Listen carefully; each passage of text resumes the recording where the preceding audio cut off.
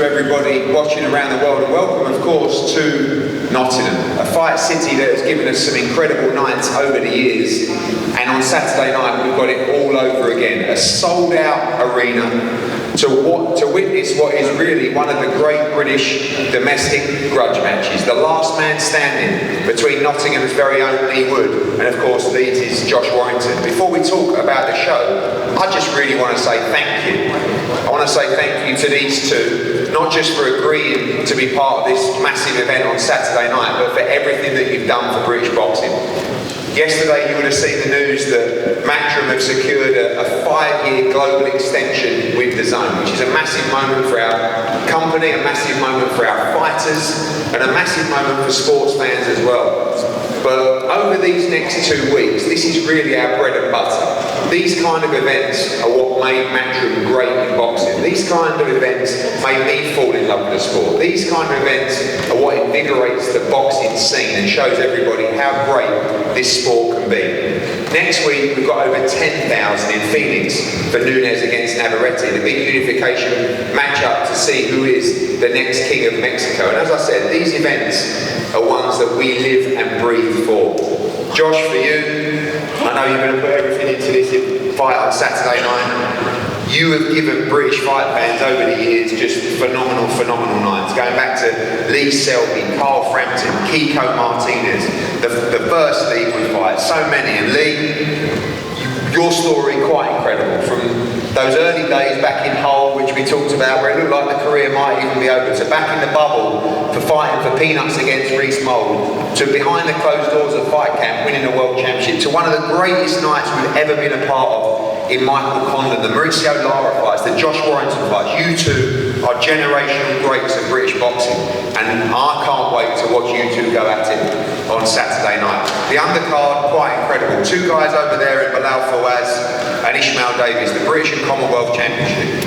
That's a perfect domestic matchup for a co-main event on this card as well. 2 great guys in a brilliant fight. So much other talent. Of course, the return of the White Rhino, Dave Allen. Young Leo Attain down there, looking to make a charge, a future world heavyweight champion. Sandy Ryan, Tier 8 and Bonnie McCann, a brilliant night of boxing. We're going to focus on the main event right now, and we're going to start with Team Warrington. Sean, welcome. You've been there for all those nights. I think one day we're going to look back and go, wow. But Saturday night, perhaps the most important moment of Josh Warrington's career. Yeah, I think really looking forward to it. Preparations have gone well. I think it's right fight for both of these lads at this stage of their careers. I think it just makes the entire show, the entire bill, it's going to be a fantastic spectacle, I think. But I don't think any one fight is more important than any other fight, to be honest, because every time you climb in that ring, you want to do your best, you want to come out winning. I think that's what we're going to do on Saturday night. What have you seen from Josh in his training camp? All passing out, I've just seen the pictures from the photo shoots. I mean, he looks in the absolute shape of his career so far. Obviously a massive determination, a massive desire to win this big domestic battle on Saturday. Oh yeah, absolutely. I mean, we've paid a little bit more attention to conditioning, a little bit more attention to all-round training, really. Sparring's been fantastic. The entire camp, to be honest, it's been like 10 o'clock that 5 years. That's what it looked like to me. And I know a lot of people will think, well, that's what you're going to say because, you know, it's all mind games. But no, talking's done now. We'll do it on Saturday. Like I say, what I've seen in this last few weeks of training camp, it really has been like 10 o'clock that 5 years. Josh, I just want to commend you. I mean, Lee, you were good in the old acting, but there's definitely a post-fight acting career going on here, Josh. But you look great. You look fresh as a daisy. You know, going back to those photos yesterday, strong as a ball, ready for just a brilliant night for British boxing. Yeah, definitely. I will quickly say that if I don't get any work and a Christmas panto post-fight boxing, I'll be very disappointing. But no, you know.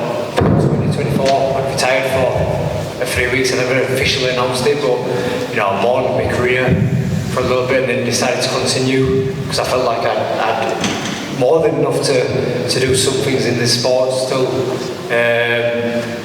even though I've achieved so much, and as you talked about, did lots of great memories of it over the years, but you know, being in the gym, it just keeps on getting better and better. You know, I'm a more mature mindset, but physically the numbers keep on getting better and stronger. So you know, I've trained hard. I've had a nice bit of you know, kick up my backside and things to keep me training hard throughout. But I feel fantastic, and I'll show that on Saturday night. I know we always want the bad blood and the words, and as we get closer, they kind of fade away.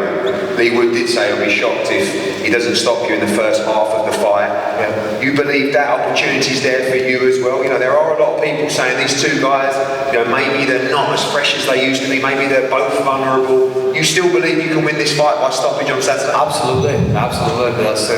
That's the only way I see it going, to be honest with you. You know, I can't really see what Leigh's going to do differently to make it go quicker, because you know, we tried to push him in the first fight. We boxed him, we outfought him, ropes, went on the back foot, we did everything we had to do, but obviously left ourselves very open.